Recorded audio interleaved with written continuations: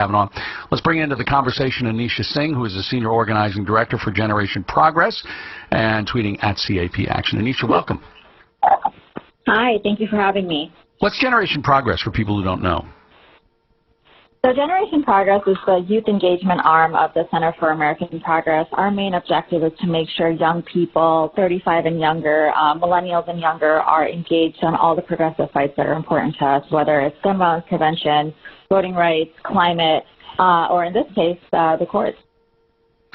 In the case of the courts, in the case like, for example, the nomination of Brett Kavanaugh, it's pretty clear right now that Republicans have the numbers. If this is to be a straight partisan vote, there may actually even be some Democrats who are involved in voting aye, depending on where they are and they're up for re-election, et cetera. So what is it that you think is an effective way of engaging younger people on this particular issue? And what happens if he is confirmed, and does that run the risk of reducing their engagement as we move forward?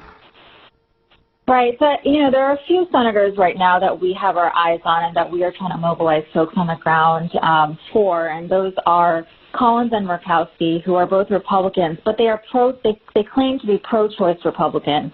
And with Kavanaugh, what we know is most at risk is the fact that President Trump has said in his litmus test that he wants to make sure his nominee overturns Roe.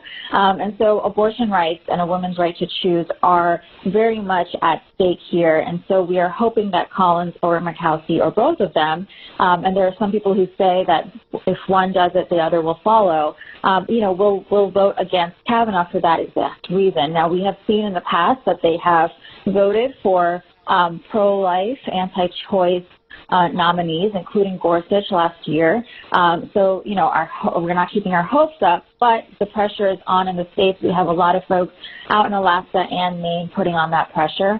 On that same front, we have Donnelly, Heitkamp, and Manchin, who are Democrats in red states who we are hoping would also feel that pressure from their constituents, whether it's young people or not, in their state to say no, because while they are feeling the heat, especially with the elections coming up, they have to, stick with their party and look at what's at stake here along all fronts. And for them, it's really looking at the ACA and making sure we don't dismantle all the good work we've put in on protecting health care for all.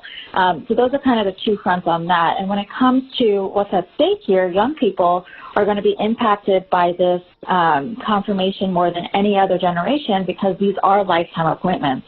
I think people sometimes forget that this is someone who could be on the court for 30 to 40 years, depending on how long they live, essentially. And we saw that with so many other Supreme Court justices in the past.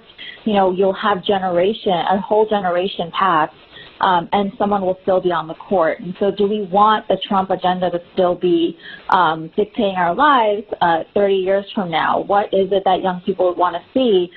Those who are 18 right now, when they are 48, they could still have this individual on the court. And so that's really what's at stake here. We have already seen that Kavanaugh is someone who does not think that the president should ever be criminally indicted, just think that the president could hire while he's president. Special counsel. While he's president. Yeah, correct. While he's president, should not be criminally indicted, could fire or hire a special counsel if he pleases.